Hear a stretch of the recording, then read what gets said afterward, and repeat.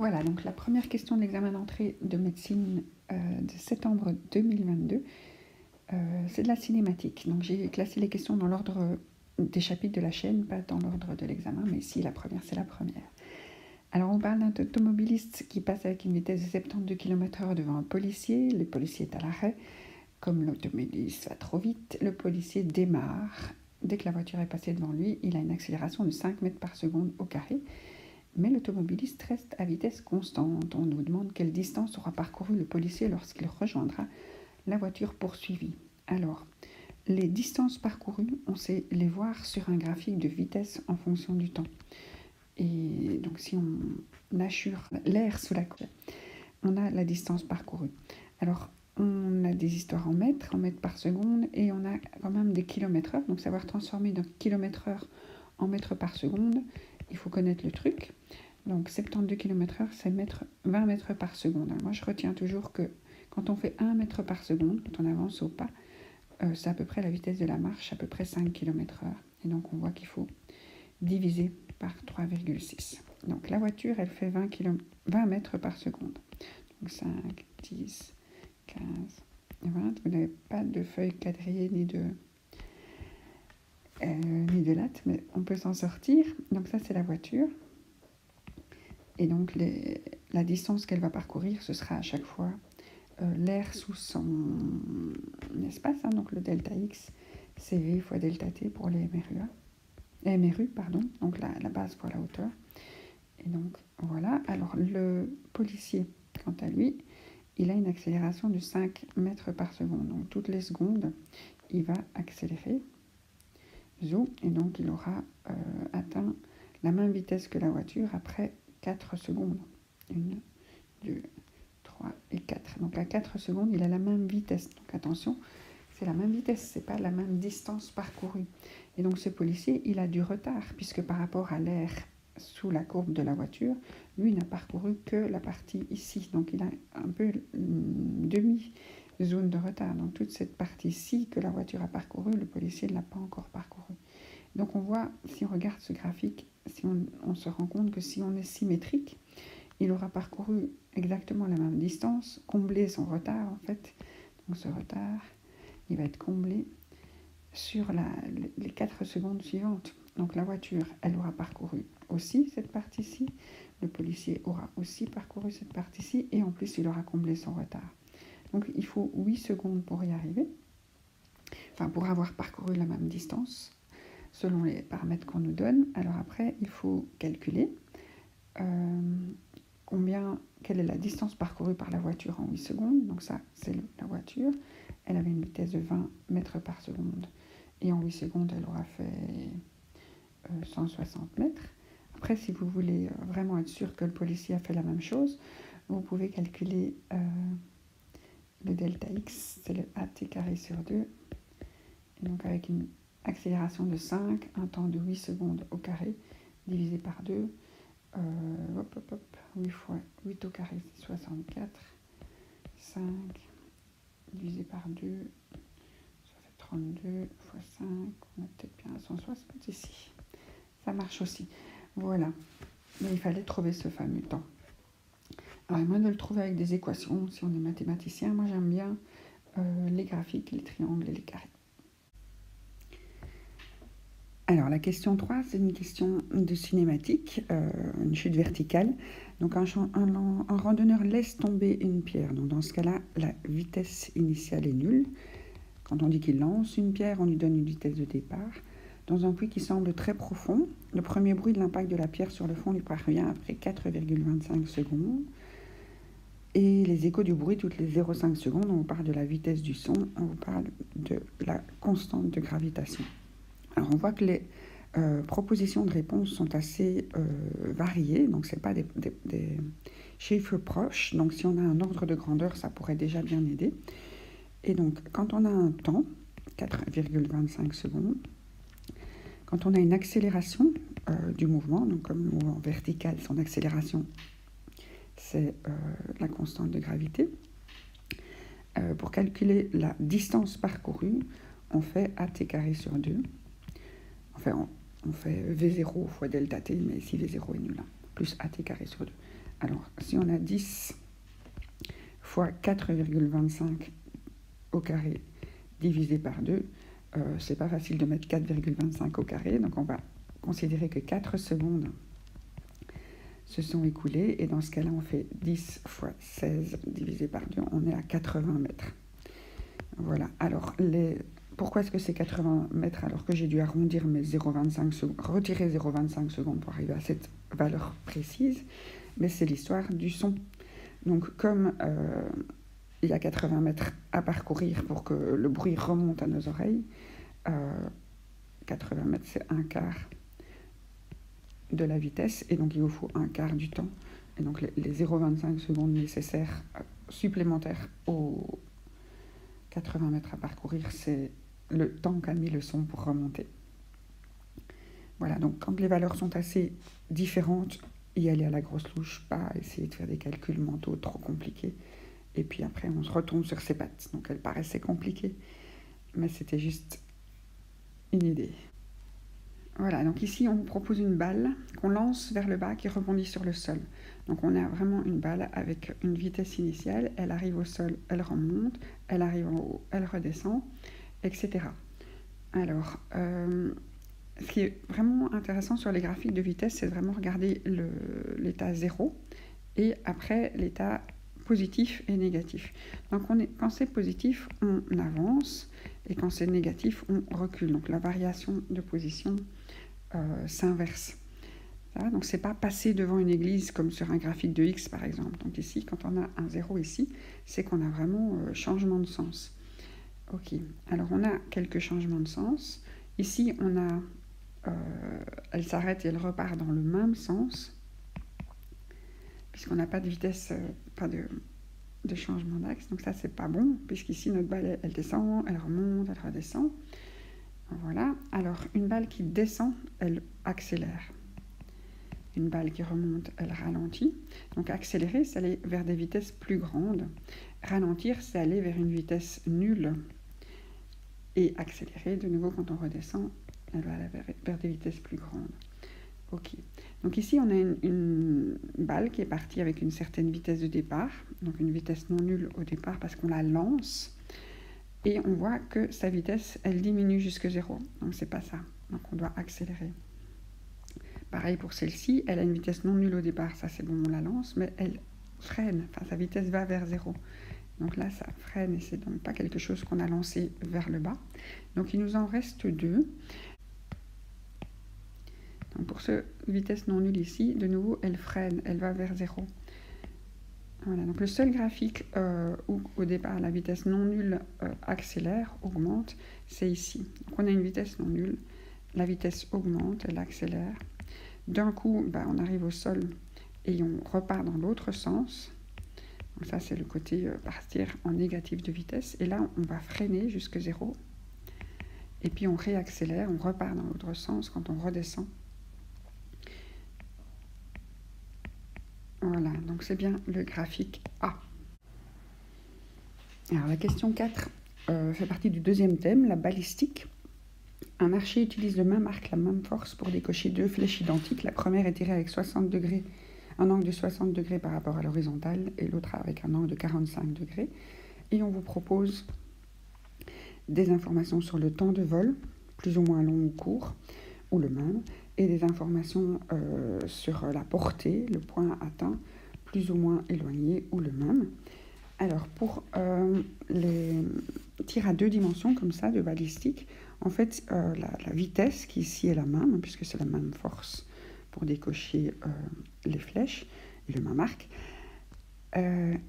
Alors, les tirs à 2 dimensions, comme ça, une partie de la vitesse, donc la composante verticale de la vitesse, qu'on appelle VY, va donner le temps de vol, parce que plus vous allez être lancé avec une forte vitesse verticale, plus vous allez tenir longtemps en l'air, ça va vous mettre du temps pour arriver à 0, et vous allez reprendre le même temps pour redescendre. Enfin, ça dépend des frottements. Ici, je crois qu'ils enlèvent ça. Donc, la vitesse verticale donne le temps de vol. Donc, si vous lancez avec 60 degrés par rapport à 45 degrés, vous allez passer plus de temps en l'air. Ça va, donc 60 degrés, c'est la première. Le temps de vol est plus long. Voilà, ces deux-ci sont bons, mais pas plus courts. Alors, pour la portée, ce qui va déterminer la portée, ça va surtout être la vitesse horizontale.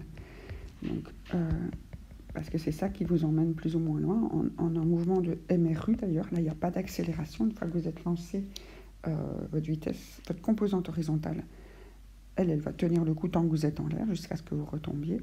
Et donc, on voit que à 45 degrés, vous avez une vitesse horizontale plus grande, donc vous irez plus loin. La position qu'on atteint dépend à la fois de la vitesse et du temps. Donc, la portée va dépendre de la vitesse horizontale et du temps qui, lui, dépend de la vitesse verticale. Enfin, le meilleur angle à avoir, donc la meilleure répartition qui permet d'atteindre la plus longue distance. Donc, c'est vraiment de répartir vraiment les vitesses de la même façon. Donc, si vous avez un angle de 45 degrés, vous voyez que les deux composantes sont pareilles. Donc, le VY, si vous deviez le calculer à un moment, vous devez faire EV fois sinus alpha avec l'angle qui est là, hein, et Vx, vous devez faire V fois cosinus alpha. Et donc, dans l'angle de 45 degrés, les deux valent le même. Je crois que c'est racine carrée de 2 sur 2, mais je dois vérifier.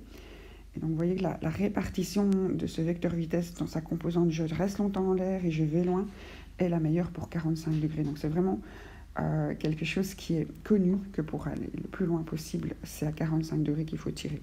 Alors après, vous pouvez regarder les gens qui lancent des poids, les gens qui lancent vraiment des flèches.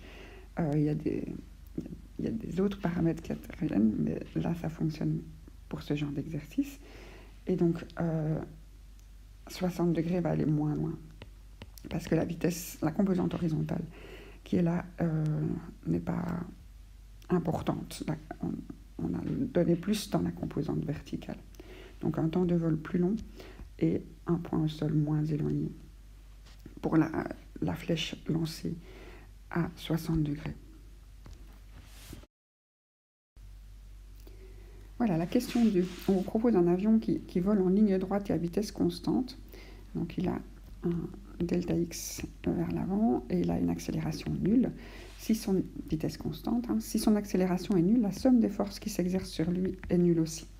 Donc, on vous présente son poids et la force motrice.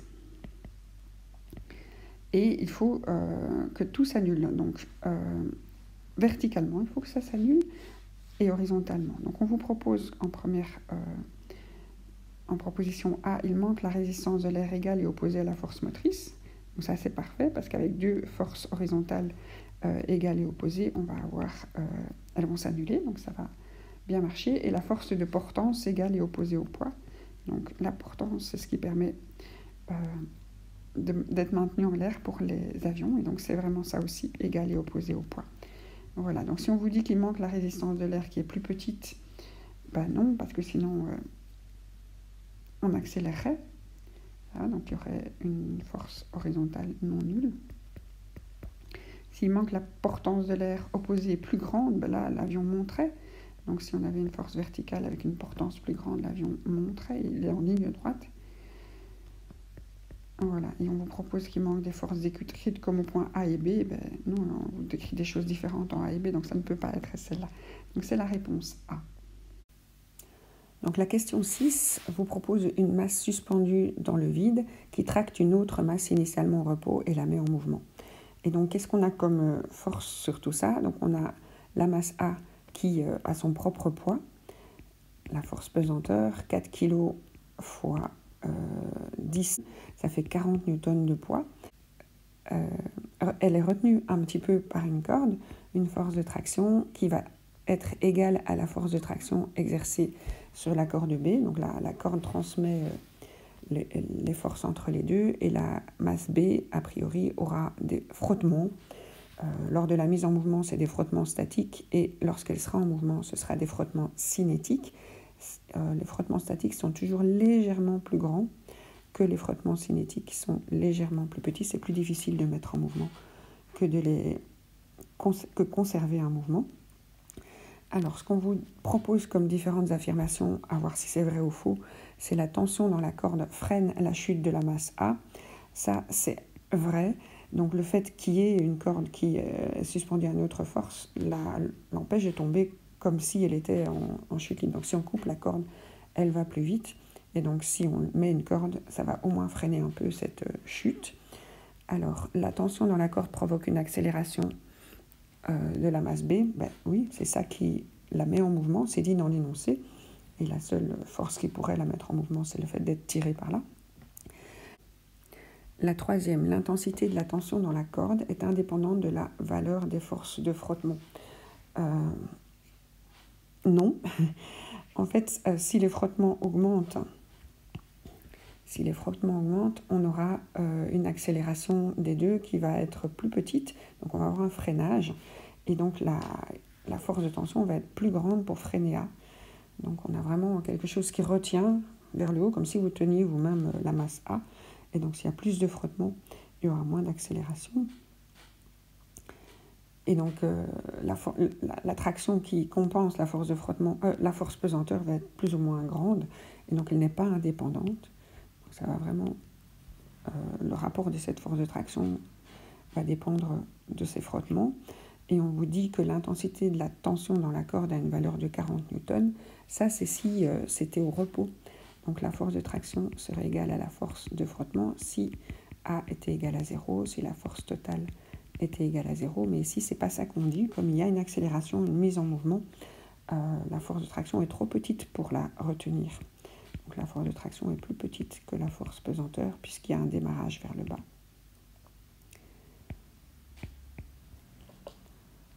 Voilà. Et donc, les deux dernières, donc la force de traction est plus petite. Donc, 2 fausses, 2 vraies, 2 affirmations sont exactes. Voilà, la question a été neutralisée peut-être pour trop de détails ou pas assez d'informations. Alors, la question 12. Un skieur se trouve à l'arrêt au sommet d'une piste à 250 mètres d'altitude, donc il a une certaine énergie potentielle. Il entame sa descente en se laissant glisser. On néglige les frottements. Et donc, il va en fait transformer une partie de cette énergie potentielle en énergie cinétique. Et toute son énergie mécanique de départ va rester constante. On a une conservation quand on n'a pas de moteur ni de frottement. Et donc, pour trouver à quelle altitude il est quand il atteint la vitesse de 72 km/h, moi, j'aime bien le faire en tableau à différents moments. Donc, il y a 2500 mètres, et puis à l'altitude que je recherche. Avec l'énergie potentielle, je dois calculer mg et h. Après, j'aurai la vitesse. Au départ, j'ai une vitesse nulle. Après, j'aurai l'énergie cinétique, et puis qui est mv carré sur 2.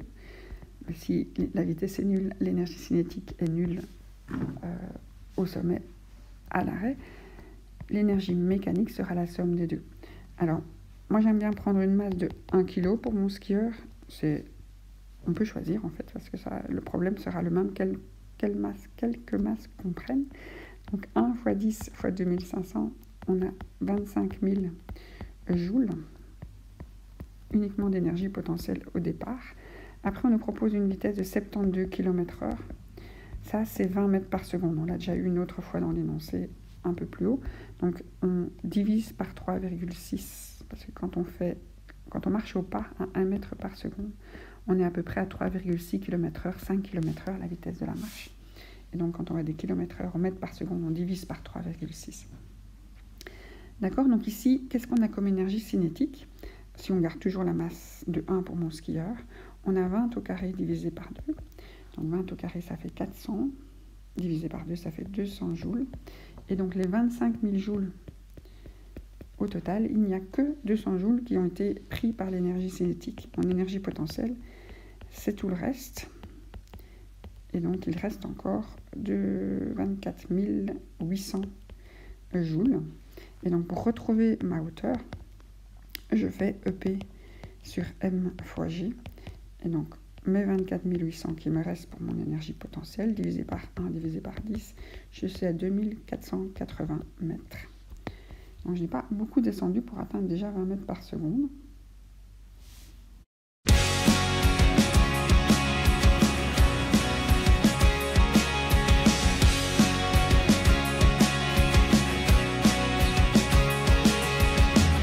Pour tous les bons moments, il y a Frangipane de Lotus.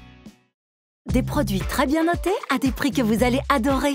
Découvrez nos offres sur amazon.com.be. Il me reste à faire ma petite pub. Donc, si vous voulez soutenir mon travail et vous trouvez que ça vous aide, vous pouvez rejoindre le groupe VIP Chimie Média. Je demande 5 € à chaque personne qui rejoint ce groupe.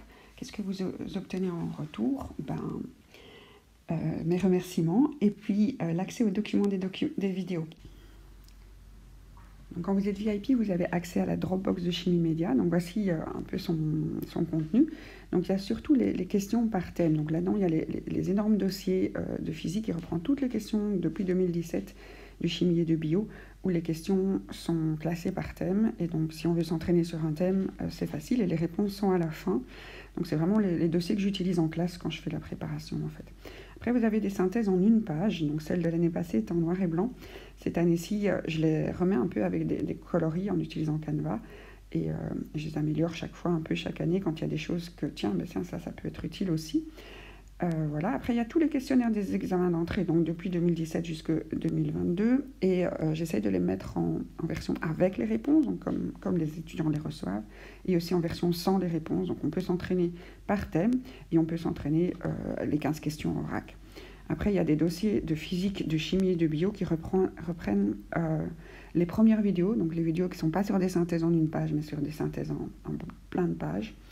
Et après, il y a un petit peu d'informations sur les parties humanistes, donc qui ne sont vraiment pas ma spécialité, mais s'il y a certaines synthèses que j'ai été chercher à gauche et à droite. Et après, il y a des questionnaires d'Olympiade de physique et de bio, parce qu'il y en a qui n'en ont jamais assez et qui veulent s'entraîner toujours plus sur plein de questions. Donc, par exemple, pour cet examen, vous aurez accès aux questions dans le bon ordre, sans les réponses, pour vous entraîner et avancer selon les thèmes. Vous avez aussi accès à un groupe Messenger où j'essaye de poster à peu près tous les jours. En tout cas, quand on me pose des questions, la question, une petite description de cette question et la réponse. Donc la description de la question permet de faire une recherche dans la conversation sur plusieurs questions du même thème. Ou alors vous suivez l'entraînement comme ça chaque jour. Voilà, il me reste juste à vous communiquer mes coordonnées bancaires pour pouvoir verser ces 5 €. Voilà mon numéro de compte, je préfère par virement. Pour les Français, vous avez besoin du code BIC. Et si jamais vous avez plutôt un compte PayPal, vous pouvez utiliser Tipeee aussi, mais je préfère un virement en direct. N'oubliez pas de m'envoyer un message ensuite, soit via le groupe, la page Facebook Chimie Média, soit sur Messenger Isabelle Paternel, pour que je sache que vous avez fait le virement. Je ne surveille pas mon compte 24 heures sur 24 et à ce moment-là, on prend contact pour vous ajouter au groupe Messenger. Voilà, donc bienvenue à vous si vous rejoignez ce groupe. Et chaque année, en fait, un nouveau groupe est créé en septembre. Et les questions, c'est vous qui me les posez. Merci à vous. Bon courage pour la préparation.